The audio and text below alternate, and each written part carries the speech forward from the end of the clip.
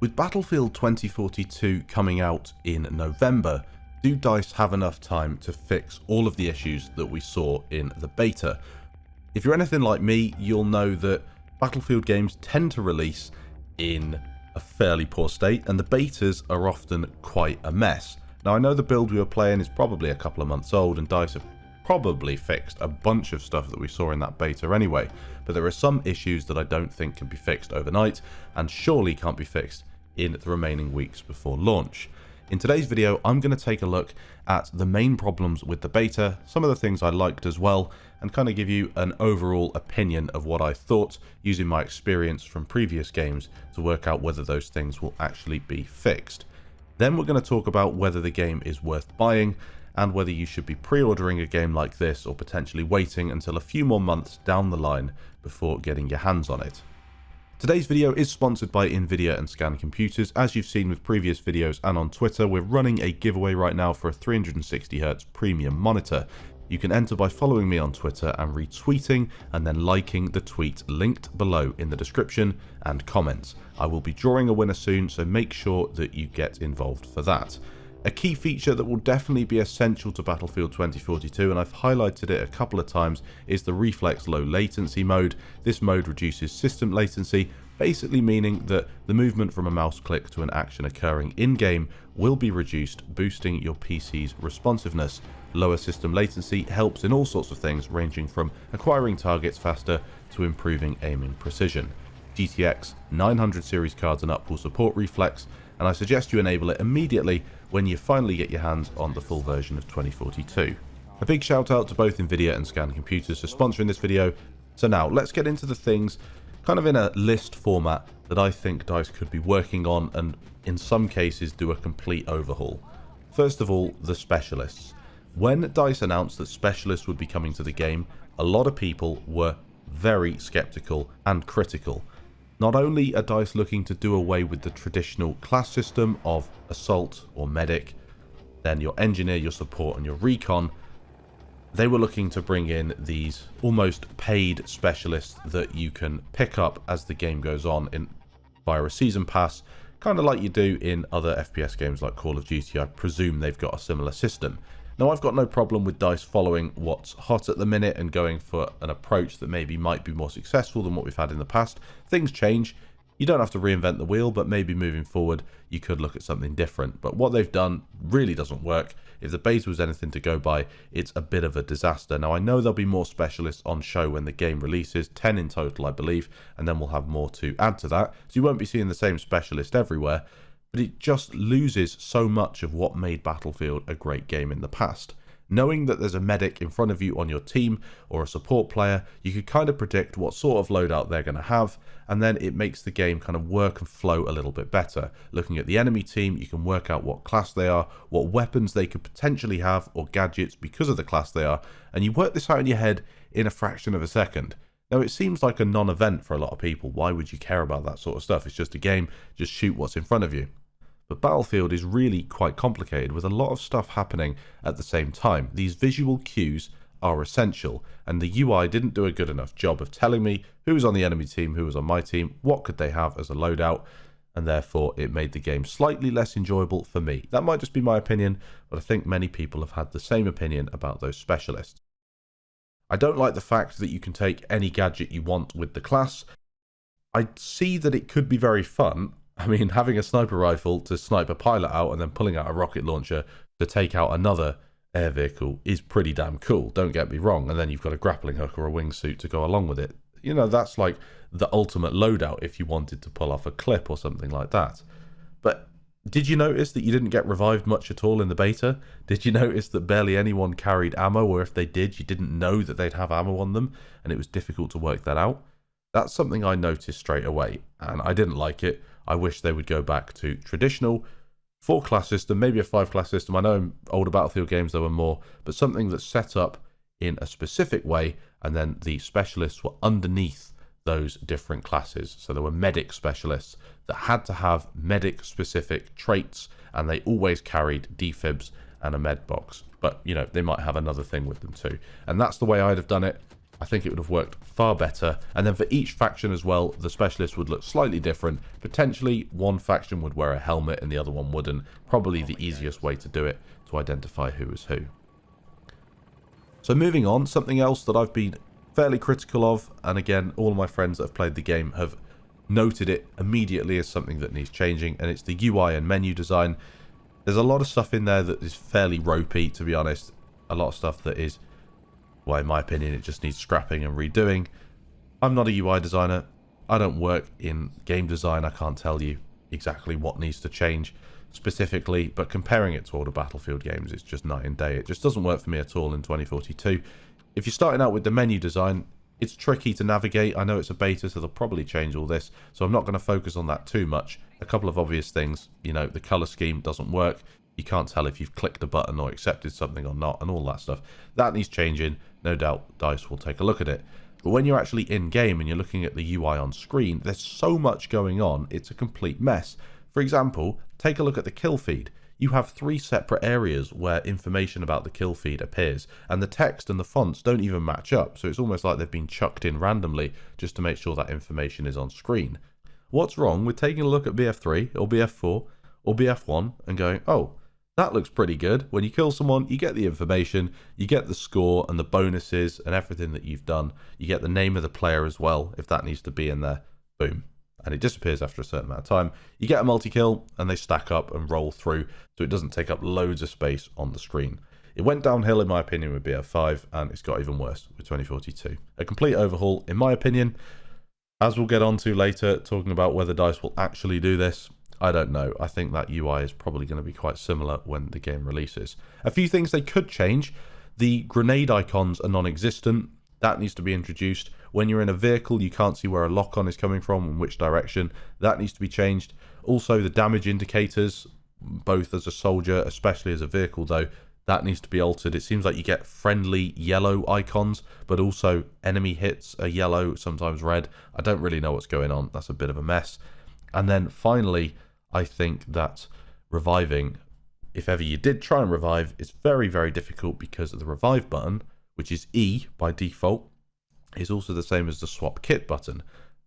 Numerous times I was trying to revive a teammate, usually someone I was playing with in Discord, and I was just picking up their kit, juggling it around, trying to work out what was going on. A bit of a mess. I say swap kit, it's more of a swap weapon button. We haven't really got that awesome swap kit feature anymore since Battlefield 5 removed it. But there we go. It's something that needs changing. I'm sure a couple of those bits will be changed, but the overall UI design will probably remain the same. A major issue I had in the beta related to my sensitivity. There was something going on where your sensitivity would change the longer you played the game. I think in your first game it was okay. The second game it would feel a bit different. I'm not sure what's going on there. Again, that's something they definitely need to look into and fix. The third person knifing animations as well. I'm not sure if you had the same experience as me, but they seemed very buggy, especially as something that's going to be linked to the Battle Pass, I believe, with different animations being paid potentially. I'm not too sure. I haven't really looked into that. Again, it's not something I'll probably go into. I don't really care for that stuff. But if you're going to have it, it's got to work properly. So that's something, again, that they need to take a look at. The AI soldiers. Now, here's something I didn't enjoy at all. Personally, I thought having AI soldiers in a server to fill up the empty spots as people joined, a couple per team, wouldn't really be an issue. And then if you wanted to join a game just with AI soldiers, say you lived in an area that had no servers around you, really high ping, and it was just not fun to join those servers, but you just wanted to play Battlefield with maybe a couple of your friends, you could play against a team of AI soldiers. And if they were fairly competent, what's the problem? You know, it'd be quite good. The AI soldiers, they were awful. Most of the time they were standing in corners, shooting walls. I don't really know what's going on with them. Maybe DICE need to tweak something to make them a bit better.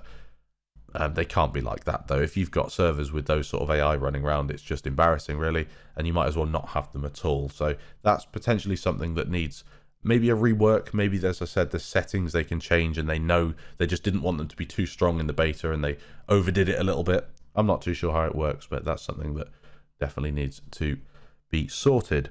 The sound design. Sound design in Battlefield games is usually all over the place. Battlefield 4, my favourite game ever, has half the time quite nice sounds in terms of the footsteps and what you hear, and audio cues for different things. It's actually very good for audio cues in BF4. But then other times, it's awful. You can't hear anything, there's no footsteps, and it just goes all over the place. With 2042, I found it was fairly consistent, but it was just kind of consistently average. Really muddy, all the sounds mixed into one. I have a feeling some of it's related to just how much is going on around you, especially when the storm hits and you get the rocket taken off and the tornado. So you don't hear footsteps a whole lot. I can't say I'm going to be super critical of the sound design. Yes, it needs changing, but I think there's stuff in that game that is far more essential to getting fixed and making for a better release than the sound design. I think it needs work, but sound design, a 5 or 6 out of 10, something like that. You know, I expected it to be just like that. That's probably why I'm not so disappointed. In Battlefield 2042, you are going to have massive maps, and if that's not your thing, then you're probably going to have to play one of the other experiences on offer. The map we played, Orbital, was one of the medium-sized maps when it comes to 128-player Conquest. I thought it was kind of 50-50. I liked the fact that it was a massive map and you had so much that you could do, whether you wanted to climb a tower or go and look at the rocket or fight on an airstrip or whatever it is. But at the same time, I felt that the map was quite empty in places. I sense that DICE have a problem with getting more assets on the map, and that might relate to the fact that we only have a couple of vehicles per team on a 64 versus 64 server. You'd expect twice the vehicles that we'd had in previous Battlefield games, or at least more, when in fact we had less than we had in BF4. This might be related to the fact that the map is so large, it's got so many assets on it, that it won't run. I'm not too sure technically what's going on there, but clearly there were parts of the map that just had nothing. They were just completely desolate. That's very difficult when you're trying to play infantry and get from A to B. Sure, you can drop a vehicle in, which is quite a cool feature, and then get from one place to the other because you don't want to be running, especially with the overpowered helicopters, which we'll get to in a minute. Again, I prefer smaller maps. That's just what I think Battlefield does best. A map kind of the size of a Siege of Shanghai, maybe something like an Amiens on Battlefield 1. Going back as far as Bad Company 2, there's some great rush maps. Those medium-sized maps are where it's at. There seems to be this move towards massive maps, massive player counts with FPS games at the minute, especially since Battle Royale came along. I don't know. That might be something you enjoy, but for me, medium-sized maps are where it's at. And I think that we'll have a bit of trouble with that with 2042. Linking to that are the experiences. Of course, we've had this Conquest kind of first experience, which was pretty cool. All-out war, massive player count. Next up is going to be Hazard Zone and then Portal.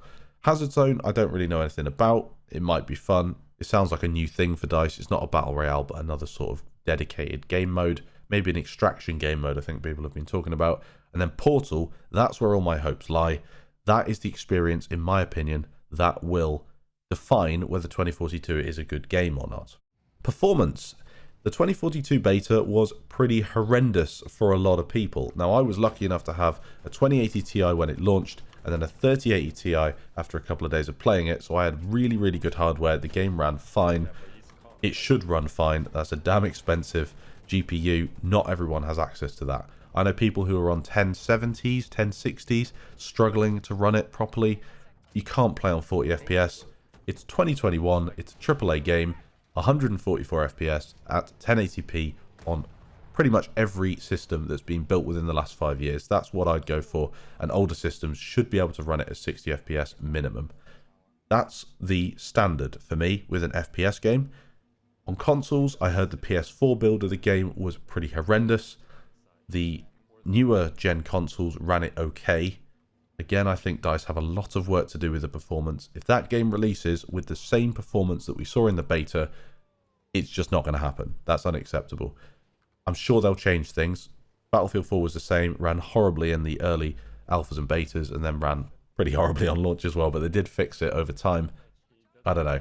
If I'm not getting 144 FPS, at least on my system, then I will be probably not playing the game, but there we go. We will see. They've got some standards to meet there, I think, and they owe it to the people who are playing the game to actually give them enough FPS to enjoy it. A couple more things to look at now. Let's take a quick look at the vehicles. A few things that immediately stuck out to me as things that needed changing. The spawn-in screen for vehicles, it seems quite basic. Why not go back to what we saw in Battlefield 3 and 4, where you've got all the vehicles lined up and you can see what vehicle you're going to spawn in instead of having another drop-down menu to look into. I think they're also fast spawn the vehicles, but after you've used one, you can't get back into that same vehicle for a short amount of time. maybe a bit more information with the UI explaining what's happening there. I like vehicles that have a cooldown anyway and not instantly respawn. Even if there are only 5-6 vehicles per team, definitely having a cooldown is essential. The vehicles themselves have, I think, placeholder physics. I can't really see how anyone who designed the flight model on that helicopter would put that in the game. It's super basic. I remember playing, or actually doing a review on a game called Apache. I don't know if you watched that review. It was a couple of years ago. Just looking at a Steam game, they got in contact and asked me to review it. And it was kind of a mobile game, but for PC. It was fun, but it was super arcadey. That's a similar flight model to what we have at the minute in 2042. If you compare it to Battlefield 4, go and play Battlefield 4 and get in a helicopter. You might crash it straight away, but after a few minutes, you'll realise how much you can do. It's kind of a mixture between arcade, and it's obviously nowhere near the same level as a simulator, but there's a lot of different variables going on there, and a new player is going to be completely outperformed by an experienced player. Same in tanks, not to the same extent. Definitely the same in jets. And to be honest, Battlefield 1 had some decent gameplay as well with vehicles. Battlefield 5, I didn't really like it, but some people did. 2042 is nowhere near any of them. A lot of bugs as well in vehicles where players are floating out of the side of things. You've got, obviously, lag and whatever the hell's going on with the network, with players flying around in jets, rubber banding everywhere. Had the same thing in BF1 and in BF5 when the game was launching, so hopefully that's fixed. Tanks themselves are a little bit buggy. You've got the legacy issues of changing your zoom optic or whatever you're doing there, and you get the little black screen. You can get around it by just going in third person and going back again, but again, it's a bug that needs fixing. If you're a gunner on top of the tank and the tanker's moving his turret, you get a super laggy experience as a gunner. Again, that's something that needs changing, and the list goes on, to be honest. The helicopters are completely overpowered and broken. I think Nickel did a game with one of his friends. I can't remember who it was, but they were gunning, and within 5 minutes the game was won. On a 128 player server, they'd won in 5 minutes just because they'd killed everything on the map, unlimited ammo, and they know what they're doing. So obviously that needs fixing before the main game comes out, or everyone's going to have an absolutely horrible time with attack helicopters. Two things that I absolutely love in the game: movement and gunplay. I think it's refreshing to see fast-paced movement return to the franchise. The gunplay, yeah, sure, it's a little bit Call of Duty-esque with no recoil, but it's fun. That's the name of the game with this. I thought movement and gunplay was fun. So a tick from me there. Tweaks needed, sure, but that's fine. Now the loadout and plus system. Why do DICE have to reinvent the wheel with this stuff? We've had loadouts in previous Battlefield games that work fine. In BF1 they had to go down a variant system. In BF5 they changed some stuff as well with the skill tree that I didn't like really either. Why not just go back to where you have a weapon, you unlock an attachment, you go into the menu and you pick what attachment you want? Other games do it far better than Battlefield does, and instead of taking inspiration from these things, they have to invent something brand new. Plus system, sure, it's fine, it looks cool, I guess, and maybe you've had an option to change a scope during a firefight and you've made it work. But for the majority of people, they would not have complained if you just gave us the Battlefield 4 attachment system, maybe a blueprint system like in Call of Duty, potentially. That's what the game needed. It didn't need whatever the hell we've got here. Just my honest opinion.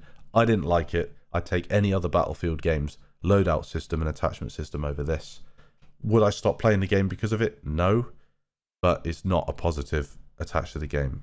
That's my opinion anyway. You might not agree with me, but that's what I think, speaking honestly. The tornado and the rocket launch. So I really do enjoy these things in Battlefield games. I know that if you're a true FPS fan that just wants to fight other players online, these sort of things get in the way and they're a distraction. For me, I kind of think they do have a place in Battlefield. I know they're these set piece events to make the game kind of more interesting than maybe it actually is. Sell copies of the game, you get cool footage, cool videos, and you can say, wow, look at that. And then kind of the novelty wears off over a couple of days. I think the tornado, though, is one of the most spectacular things I've seen in a Battlefield game. It actually works brilliantly. And the way your UI glitches out as you go in there, if you play that for the first time, I mean, that's going to put a lot of smiles on a lot of people's faces. And that's what it's all about at the end of the day. So I have to say 10 out of 10 for that. Maybe we see some more things in other maps, sandstorms potentially, that just look brilliant. If you're going to have a game that's casual, then yeah, add this stuff in. I think it's brilliant. That for me, as I said, 10 out of 10. A lot of people will buy the game just for that. So that's a big tick from me. So now the age-old question, should you be buying this game? Should you pre-order it? We're 20 minutes in now of this unscripted review of how I felt the beta went. I don't think you should pre-order any game. I think it's dangerous to pre-order games. I think you should buy Battlefield 2042 if you enjoyed the beta, because it's going to be better than the beta when the full game releases. That's an obvious thing to say, but it is going to be better than the beta. If you did not like the beta, if it wasn't your cup of tea, you didn't like loads of things in it, then I would suggest holding off until the game releases. Don't get caught up in that fear of missing out unless you truly are desperate to play it, in which case you probably did enjoy the beta, so do so and buy the game. But if you didn't like it, wait until the game comes out, see what DICE have done to it, see what they've fixed, and then take a view. Maybe it's a game that you can wait for. And if it's going to be that 3-year game where they have loads of things coming out over the course of a couple of years, then you can wait a couple of weeks to see how the game releases. If the game releases and it's a buggy mess, then you've saved yourself a bit of pain. If the game releases and it's fantastic, then you can just buy it. You know, these days you don't have to go and queue up at a shop to buy the game. You just get it online and download it. So you're not really going to be missing out. That's my opinion. Right now, obviously, as a content creator, I'm going to be playing the game the minute I can, just to create content, and you have to, really, as a content creator. If I was a fan of the game, I wouldn't be pre-ordering. I would be, honestly, waiting until the game released. I think the beta was just too much of a mess. That's my honest opinion. You might have a different opinion. As I said, this is just giving you my opinion of what I felt the beta was like and whether you should pre-order or whatever. That's what I think. So let me know what you think down in the comments below. Will you be pre-ordering the game? Are you disappointed? Are you hoping DICE change a lot of things? And do you think they will get this game to a really solid standard before releasing it in November? Thanks for watching. I hope this was useful, and I'll catch you in the next video.